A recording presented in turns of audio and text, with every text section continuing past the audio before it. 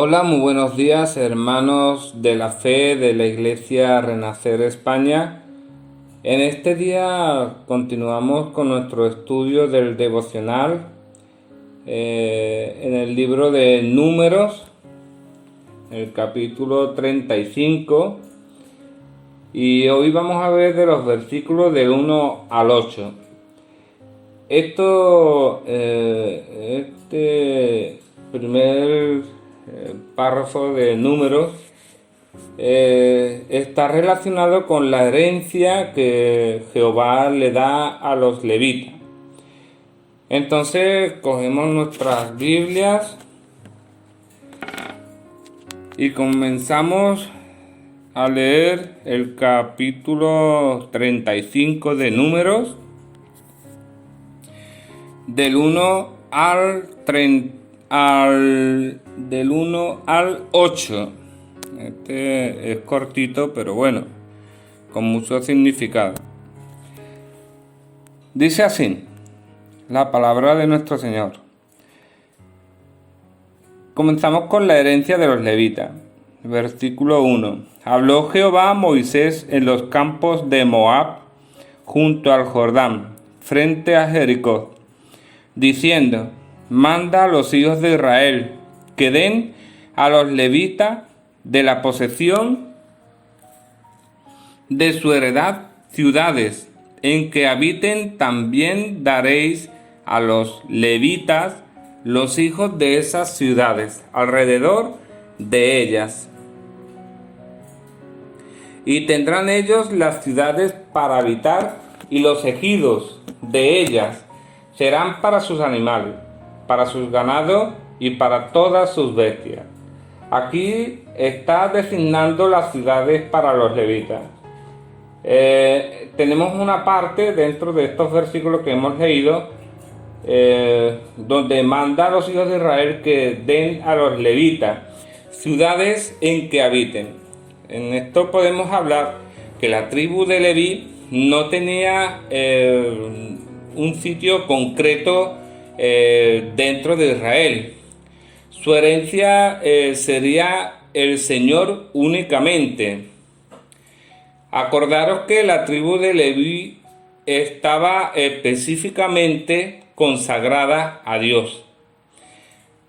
He aquí que Jehová dijo a Aarón: de la tierra de ellos no tendrás heredad, ni entre ellos tendrás parte. Yo soy tu parte y tu heredad en medio de los hijos de Israel. Esto lo vimos nosotros en el capítulo de Números 18, versículo 20. También dentro de estos versículos hay otra parte que dice: tendrán ellos las ciudades para habitar. Sin embargo, aquí vemos que los levitas tenían que vivir en algún lugar. Dios ordenó que cada tribu diera ciudades a los levitas, de modo que los levitas serían esparcidos a través de toda la nación. También le da los ejidos de ellas. Los levitas se les debía dar más que solo las ciudades alrededor de cada ciudad. Se le debía dar ejidos, tierra adecuada para el pastoreo de sus animales y para la agricultura a pequeña escala. Los ejidos eran tierras de uso común, utilizadas principalmente para el pastoreo. Pero lo más importante es que se indica que estas tierras no deben ser consideradas propiedad individual, sino entregadas en usufructo a todos los levitas de la ciudad. No eran de los levitas, pero sí estaban autorizados a vivir en estos terrenos de los ejidos. Los levitas eran ministros que se sostenían de los diezmos. Acordaros que al estar consagrado a Dios eran los sacerdotes, ¿cierto? Y prestaban unos servicios a Jehová, por el cual intercedía por el pueblo de Israel, ¿cierto? Entonces ellos se sostenían de los diezmos del pueblo. Acordaros que, al igual que cualquier iglesia, los diezmos, las ofrendas, la siembra, debemos mantener nuestras iglesias, en este caso nuestra iglesia. ¿Cómo? Pues dando ofrendas, sembrando siempre para el Señor. Entonces, además les proveía de casas, rebaños y los pastos para el ganado. Hoy en día tenemos la responsabilidad de proveer para las necesidades de nuestros ministerios y nuestras iglesias, para que ellos tengan libertad de abocarse a la tarea que Dios les encomendó. Nuestra iglesia está consagrada a Dios. Debemos de mantenerlas. ¿Cómo? Por mediación de la siembra. Esto no es para nosotros, esto es siempre para nuestro Señor, nuestro Dios. Continuamos con los versículos del 4 al 5. Aquí nos habla sobre la medición de los terrenos de ejido que tendrían alrededor de cada ciudad. Dice así: y los ejidos de las ciudades que daréis a los levitas serán 1000 codos alrededor, desde el muro de la ciudad para afuera. Luego mediréis fuera de la ciudad, al lado del oriente 2000 codos, al lado del sur 2000 codos, al lado del occidente 2000 codos, y al lado del norte 2000 codos. Y la ciudad estará en medio. Esto tendrán por los ejidos de las ciudades. Continuamos con los versículos del 6 al 8. Estos serían el número de ciudades levita y su distribución. En los versículos del 6 al 8 dice: y de las ciudades que daréis a los levitas, 6 ciudades serán de refugio, las cuales daréis para que el homicida se refugie allá. Y además de estas daréis 42 ciudades. Todas las ciudades que daréis a los levitas serán 48 ciudades con sus ejidos. Y en cuanto a las ciudades que diereis de la heredad de los hijos de Israel, del que tiene mucho tomaréis mucho, y del que tiene poco tomaréis poco. Cada uno dará de sus ciudades a los levitas, según la posesión que heredará. En estos versículos vemos que las ciudades que se darían a los levitas, había un total de 48 ciudades. 6 ciudades serían de refugios y 42 ciudades adicionales. De las 48 ciudades dadas a los levitas por el pueblo, 6 de ellas eran ciudades de refugio. Estas probablemente estaban bajo la supervisión de los levitas, ya que serían los jueces más imparciales. Estas ciudades eran necesarias debido a que la costumbre antigua de justicia clamaba por venganza en la ocasión de la muerte de un pariente o ser amado. Los levitas sostenían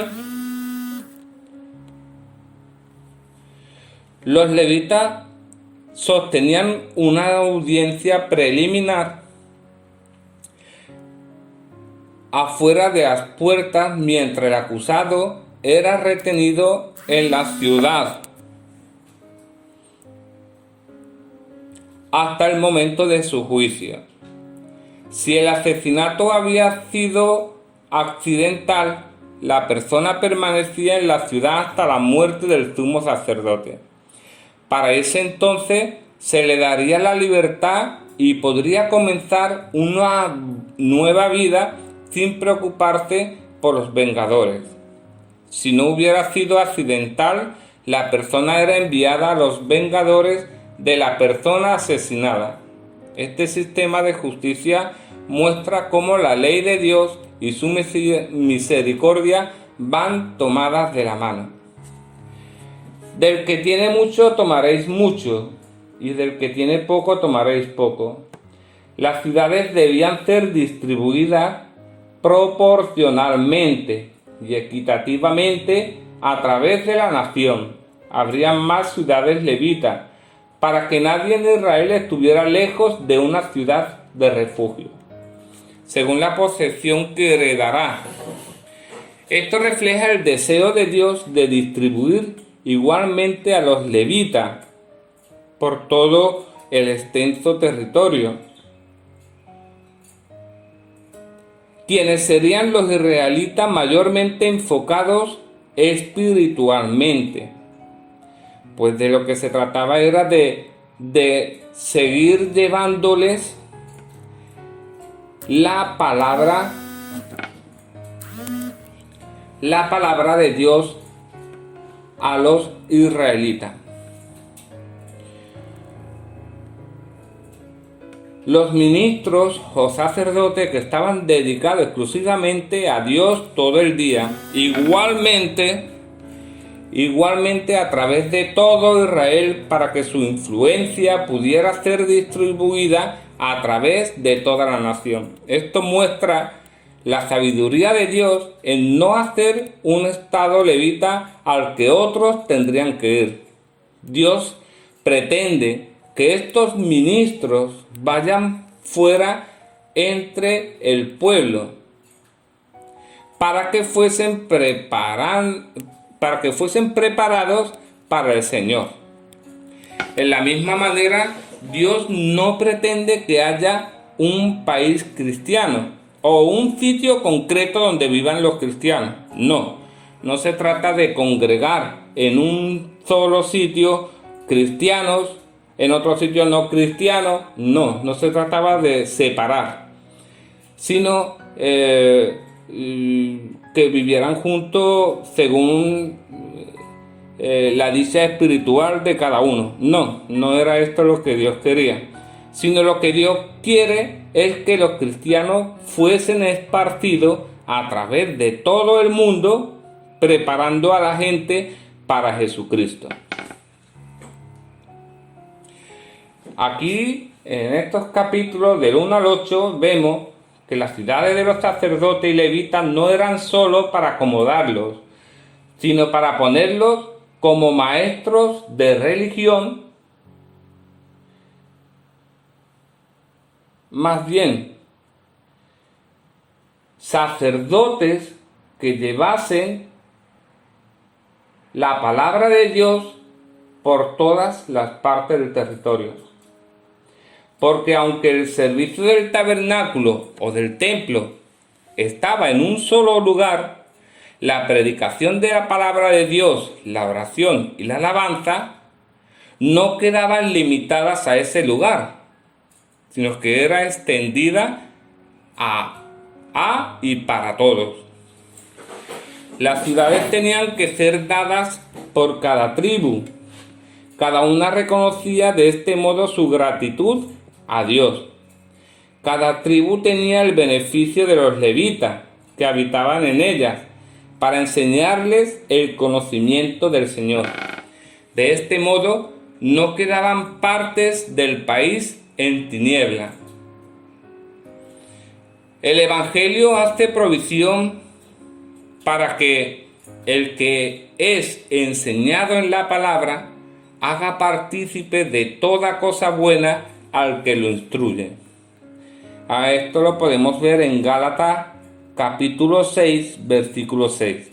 Nosotros tenemos que dejar a los ministros de Dios libres de las preocupaciones que los distraen y darles tiempo libre para los deberes de su oficio, a fin de que ellos puedan dedicarse completamente y aprovechen toda ocasión para ganarse la buena voluntad de la gente y llamar su atención en actos de bondad.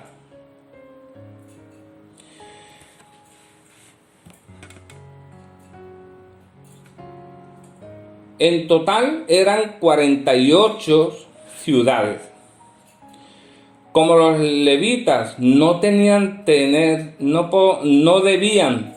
dominio, acordaros que al igual que a diferencia más bien de los sacerdotes egipcios, ellos sí recibían casas y eran para beneficio propio, ¿sí? Sin embargo, aquí es todo lo contrario. Aquí no se trata de tener propiedades, ¿sí? Un dominio, no debían tener un territorio asignado a ellos como la de otras tribus. En la que conquista de Canaán debían ser distribuidas por toda la tierra en ciertas ciudades apropiadas para su uso, y estas ciudades debían estar rodeadas de extensos terrenos. De hecho, había una extensión de terreno que ascendía a 3.000 codos, medido desde la muralla de la ciudad. Es muy probable que estos estaban ocupados con dependencia para el alojamiento de pastores y para el cultivo de viñedos o olivos. Todos estos fueron repartidos a diferentes familias. Aquí en Primero de Crónicas, capítulo 6, 60 nos viene hablando. Podría ser vendido por un levita a otro, pero no se podía vender estos terrenos a otro individuo de otra tribu. Aquí habla en Jeremías capítulo 32, 7. Los otros 2.000 codos siguieron siendo comunes para el pastoreo del ganado, como nos habla en Levítico 25, 34. Y considerando su número, ese espacio sería completamente necesario. El establecimiento de esos santuarios privilegiados entre las ciudades de los levitas probablemente se pueden rastrear hasta la idea que los jueces más adecuados e imparciales que su presencia y consejo podrían calmar o restringir las tormentosas pasiones del vengador de la sangre, y que al estar investidos de carácter sagrado podrían ser tipos de Cristo, para quienes los pecadores encuentran refugio del destructor. Esto lo vemos en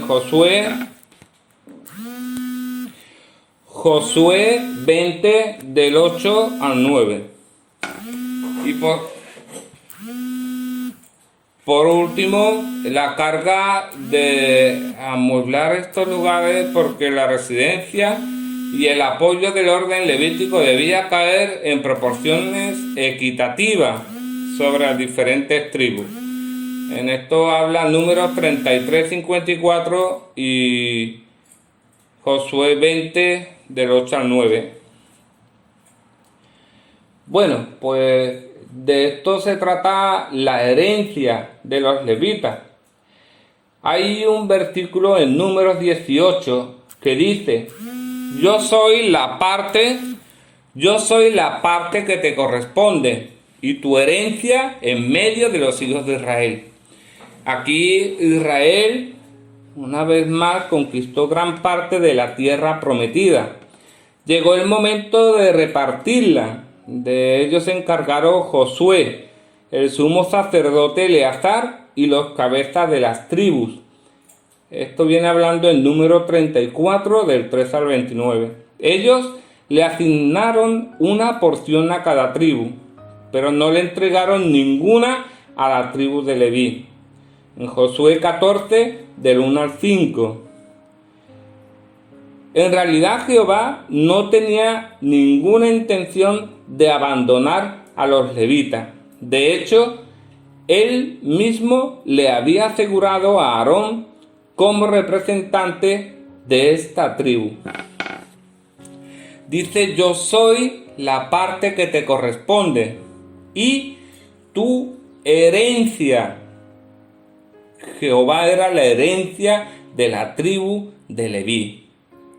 en medio de los hijos de Israel.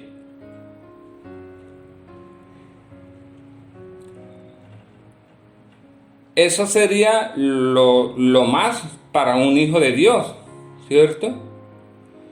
Es posible, a pesar de nuestra imperfección. Recordemos que durante la travesía del desierto, como el pueblo de Israel caía una y otra vez en el confrontamiento, en relevarse sobre las cosas que decía Moisés, Aarón, y en este caso iban siempre en contra de lo que decía Jehová, ¿cierto? Una de las preguntas más importantes, ya que está muy relacionada con cada uno de nosotros y nuestros seres queridos. ¿Es posible que a pesar de nuestra imperfección los cristianos gocemos de semejante privilegio? Este privilegio es el tener a Dios con nosotros, con cada uno de nosotros, en nuestros corazones. ¿Habrá algo más importante que esto? Pues significa, en este caso, tener a Jehová como nuestra herencia. El sentido puede ser que esperemos vivir en el cielo o en la tierra, dependiendo de cómo enfoquemos nuestras vidas. Si dejamos a Dios de nuestro lado, si nos alejamos de Dios, vamos a estar siempre viviendo en la oscuridad. Sin embargo, en lo contrario, si tenemos a Dios, a Jehová con nosotros, vamos a vivir siempre en la luz. Antes de la ley mosaica, cada cabeza de familia se encargaba de las labores sacerdotales, pero cuando se instituyó la ley, estas funciones quedaron reservadas a la tribu de Leví, cuyos hombres se dedicarían exclusivamente a trabajar como sacerdotes o ayudantes de estos. ¿Cómo se llegó a este sistema? Bueno, podemos recordar que cuando Jehová dio muerte a los primogénitos varones de Egipto, explicó que había santificado a los primogénitos de Israel, es decir, lo había convertido en propiedad suya. El pueblo de Israel pertenecía a Jehová, era su pueblo, a fin de que le sirvieran. Sin embargo, más tarde decidió utilizar a los levitas en lugar de todos los primogénitos de los hijos de Israel. Como el número total de primogénitos resultó ser mayor que el de levitas, mandó pagar un rescate para compensar la diferencia. En esto nos habla en Números 3:11, Números 3, versículos 11, 13, 41, 46 y 47. A partir de entonces, la tribu de Leví comenzó su servicio sagrado a la nación. Como vimos, la tribu de Leví no tuvo ningún terreno, más bien la herencia que le correspondió fue un valiosísimo servicio, el sacerdocio de Jehová. Josué 18:7. Por eso él le dijo en Números 18:20: yo soy la parte que te corresponde. Ahora bien, ¿estaban condenados los levitas a vivir en la pobreza por no poseer campos? El contexto muestra que no.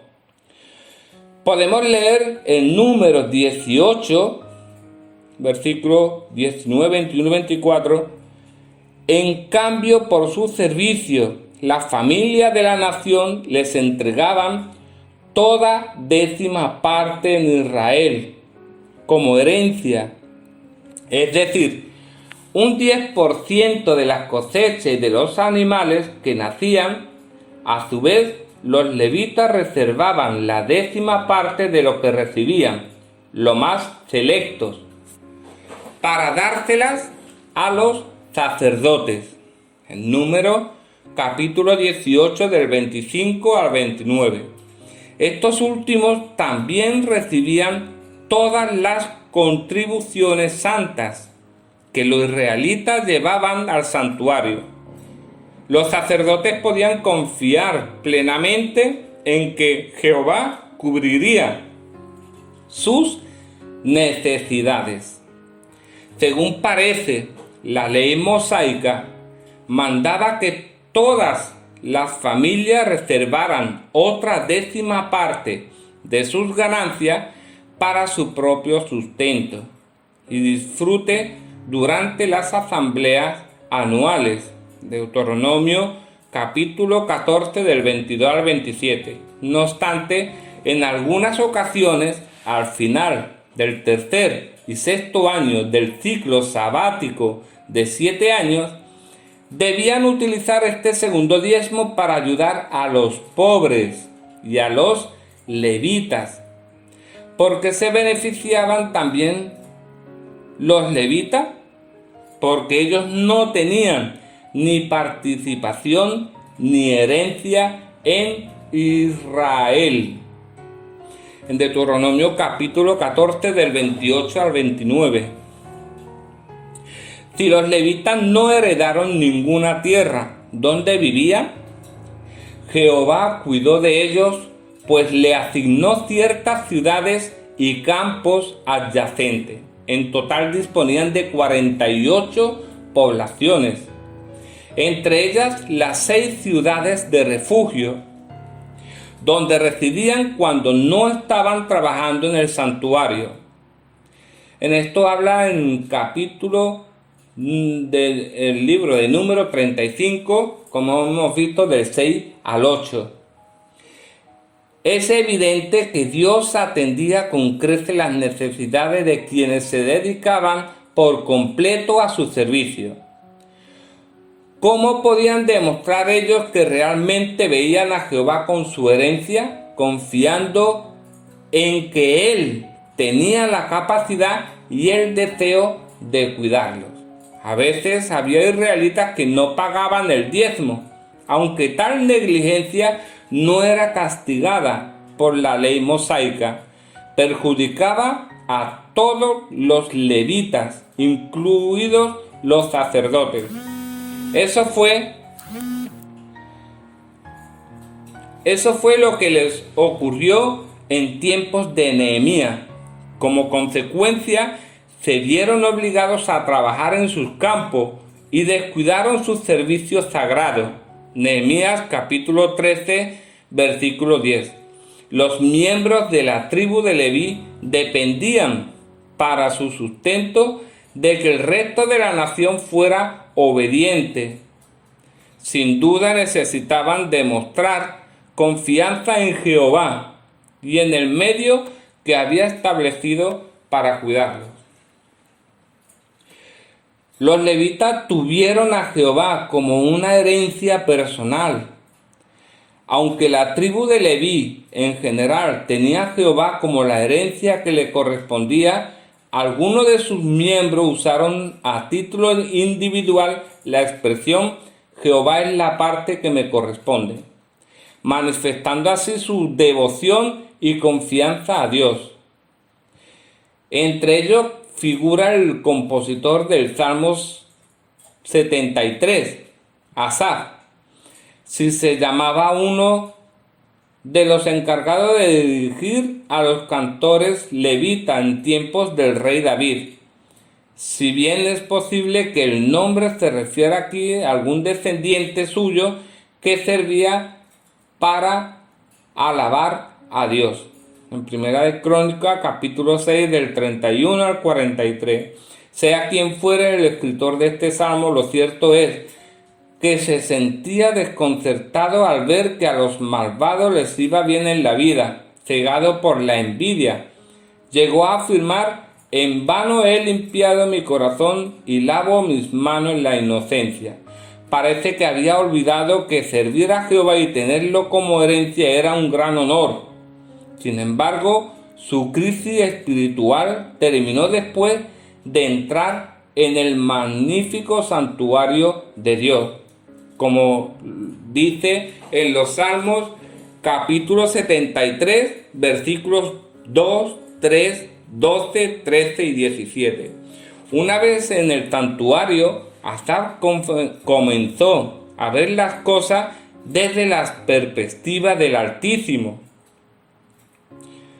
Muchos cristianos han vivido una experiencia semejante. Al igual que este levita, dejaron de valorar cómo debían los privilegios espirituales y se concentraron en los bienes materiales que podrían conseguir. Pero al estudiar la palabra de Dios y reunirse con su pueblo, corrigieron su forma de pensar. En el caso de Asaf, él se dio cuenta de que tarde o temprano la gente mala cosecha lo que siembra. Como hemos estado viendo en estos meses atrás, lo que se siembra es lo que se recoge, ¿cierto? Al reflexionar en las bendiciones que había recibido, comprendió que Jehová lo llevaría de la mano y lo guiaría. De ahí que Asaf le dijera: además de ti, de veras no tengo otro deleite en la tierra. Aquí nos decía que para él Jehová era lo más importante en su vida. Como dice el Salmo capítulo 73, 23 y 25. Sabía que pasará lo que pasara, incluso si le fallaban la salud y el ánimo. Siempre podría asegurar que Dios es la parte que me corresponde hasta tiempo indefinido. En el Salmo 73, 26. Aquí pienso yo que se sentiría aliviado al recordar que Jehová jamás olvidaría su amistad y fiel servicio. Tanto es así que cantó: acercarme a Dios es bueno para mí. En el Señor soberano Jehová he puesto mi refugio. Salmo 73, 28. Cuando Asaf declaró que Jehová era la parte o herencia que le correspondía, estaba hablando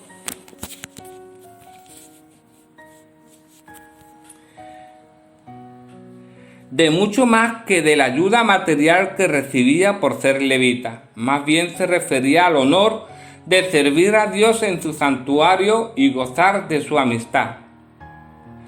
Para mantener viva esa relación debía demostrar fe, lo que todos tenemos, todo cristiano debemos mostrar. Demostrarle a Dios la fe. Creemos en nuestro Dios, en Jehová, y confiar en que su futuro sería mucho mejor si le obedeciéramos. No caigamos en lo que caía el pueblo de Israel una y otra vez. De la desobediencia que tenía el pueblo contra Jehová. Si Jehová decía una cosa, ellos hacían otra, ¿cierto? Y eso pasó durante los 40 años que pasaron por ese desierto. Otro levita que usó la expresión Jehová es la parte que me corresponde fue Jeremías, Quiso decir, el profeta vivía en Anatot, una ciudad levítica cercana a Jerusalén. En cierta ocasión se mostró contrariado al ver que la gente mala prosperaba, mientras que los buenos pasaban muchas penalidades. Él sabía que Jehová es justo, por eso a ver lo que ocurría en Jerusalén, Judá, le expresó su malestar. Dios le mandó proclamar un mensaje de juicio y se encargó de que sus profecías se cumplieran al pie de la letra. Quienes no hicieron caso perdieron la vida, pero quienes obedecieron recibieron su alma como despojo, es decir, se salvaron. Jeremías capítulo 21, 9. Podríamos seguir así y veríamos muchísimos pasajes y llegaríamos a la última conclusión sobre este capítulo, que la herencia de los levitas no era ninguna tierra, sino el gran privilegio de servir a Jehová. Ahora, queridos hermanos, vamos a orar. Cerramos nuestros ojos y le damos gracias a nuestro amado Padre por enseñarnos que lo más importante en nuestras vidas no es una tierra, no es lo material, sino vivir en su palabra, tomar su palabra y grabarla en nuestros corazones. Nuestra herencia como cristianos es poder perfeccionar nuestro corazón y estar dispuesto a exaltar, alabar, bendecir y glorificar su nombre. Amado Dios, nuestra herencia es poder decir que somos tus hijos, que aunque muchas veces te hemos defraudado, tú nunca nos has abandonado. Siempre estás ahí cuidándonos, protegiéndonos, igual que cuidaste de tu pueblo, de Israel, en la travesía por el desierto. Tú les diste provisiones, nunca los abandonaste y guiaste sus vidas para gozarse en tu presencia y estar en santidad contigo, Padre. Hoy te pido que seas tú quien vengas a mi vida a guiarme por cualquier desierto por la que estemos pasando, pero siempre bajo tu protección. Amado Padre, que nuestra herencia sea tú en nuestras vidas, donde tú eres el centro de todo cuanto necesitemos. Por ello, te doy gracias, amado Padre, y te lo pedimos en el precioso nombre de nuestro Señor Jesucristo. Amén y amén. Bueno, queridos hermanos, muchas gracias. Espero que hayan tenido, que tengan un buen día y que Dios me los bendiga y me los cuide y proteja. Amén y amén.